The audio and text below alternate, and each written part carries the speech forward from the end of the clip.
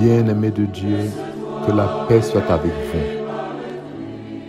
Nous sommes aujourd'hui au 4e dimanche du temps de Carême, année A. L'évangile nous vient de Saint Jean au chapitre 9. La première lecture, c'est du livre de Samuel au chapitre 16, le psaume 22, et la deuxième lecture, la lettre de Saint Paul aux Éphésiens au chapitre 5. Ce dimanche est dit de la mi-carême, marqué par la joie et la lumière qui se dégagent des textes que la liturgie offre à notre méditation.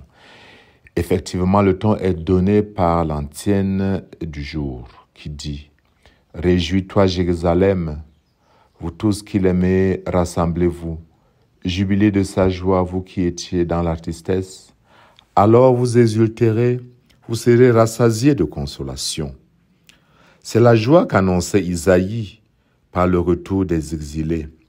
C'est la joie que le Verbe incarné procure au genre humain qu'il a merveilleusement réconcilié à Dieu par sa mort et sa résurrection.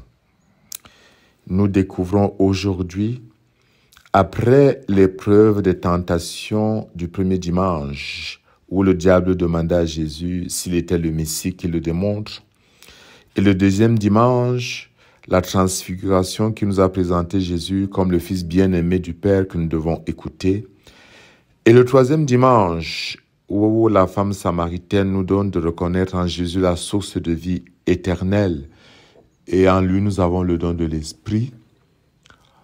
Le texte de l'Évangile de ce jour nous révèle, comme Jésus lui-même le dit, qu'il est la lumière du monde.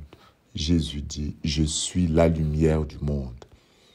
Il est l'envoyé de Dieu comme la piscine de Siloé qui évoque le baptême par lequel Jésus nous donne l'Esprit Saint qui nous purifie et ouvre nos yeux aux merveilles de son amour, le démontre. Saint Clément d'Alexandrie dit, « Par le baptême, nous sommes débarrassés de nos péchés qui, à la manière des nuages, faisaient obstacle à l'Esprit divin. Et voilà l'œil de l'Esprit libéré, découvert, lumineux, cet œil qui seul nous fait contempler les choses divines. » Notons effectivement que l'aveugle que Jésus guérit, il le guérit la première fois en mettant de la boue dans ses yeux, mais de la cécité naturelle. À la deuxième rencontre, quand il est exclu de la synagogue par les pharisiens qui le jettent dehors, il rencontre Jésus la deuxième fois.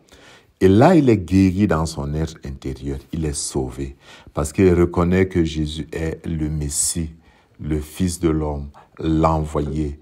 Il est au-delà de tout la lumière qui lui permet de voir les merveilles que Dieu a créées. Les pharisiens, par contre, sont enfermés dans leur aveuglement, dans leur certitude. Ils sont des disciples de Moïse. Ils savent ce que Dieu veut. Ils ont des idées toutes faites, toutes claires. Ils savent ce qu'il faut faire, ce qu'il ne faut pas faire. Mais ils jugent comme Samuel dans la première lecture. Samuel est influencé dans la première lecture quand il est envoyé par Dieu pour choisir parmi les fils de Jessé un qui devrait être roi. Eliab, le fils aîné, l'impressionne, mais Dieu dit, Dieu ne regarde pas comme les hommes. Les hommes regardent l'apparence, mais Dieu regarde le cœur. Les hommes se limitent à ce qui frappe, à ce qui correspond à leur logique, à leur background, à leur manière de voir le monde. Dieu est un Dieu de surprise. Ses chemins ne sont pas ses chemins, ses desseins ne sont pas nos desseins, ses idées ne sont pas nos idées. Nos échecs apparents sont souvent des chemins qui mènent vers le salut, mais selon les modalités, selon le temps de Dieu. La lumière de la foi, la confiance en Dieu, l'abandon entre les mains de Dieu, que l'Église voudrait que nous recevions comme grâce en ce jour, nous donne le voir le monde autrement avec les yeux purifiés par la parole de Dieu, par le don de l'Esprit Saint. L'homme où la femme qui marche sur le chemin de la foi est prête à accueillir la grâce que Dieu offre. Il est alors illuminé par la lumière du Christ qui chasse les nuages du doute, qui chasse la morosité de la tiédeur et les ténèbres du péché. Le temps de carême est également le temps pour nous de sortir de notre torpeur, de nous réveiller comme Saint Paul dit. Réveille-toi, toi qui dors, relève-toi d'entre les morts et le Christ t'illuminera. Le vrai réveil, c'est reconnaître que Jésus est source de joie, lui et lui seul. C'est reconnaître que Jésus seul est la lumière du monde. C'est croire du fond de mon être que l'Esprit Saint reçu au baptême m'apporte la joie et la lumière et que je dois le réveiller.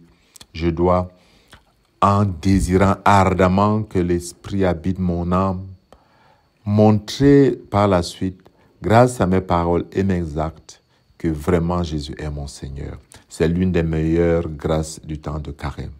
La clarté de la foi nous élève à la dignité de fils de lumière. Nous devenons alors sel de la terre, lumière du monde. Par notre être, par nos œuvres, par notre manière de faire, nous reflétons l'unique soleil qu'est le Christ. Nous donnons aux autres un autre visage de ce monde. Et notre entourage peut, comme nous, entrer dans une nouvelle dynamique. C'est aussi ça le carême. En ce dimanche de la joie, je vous comble de cette joie, qu'il vous bénisse au nom du Père et du Fils et du Saint-Esprit. Amen.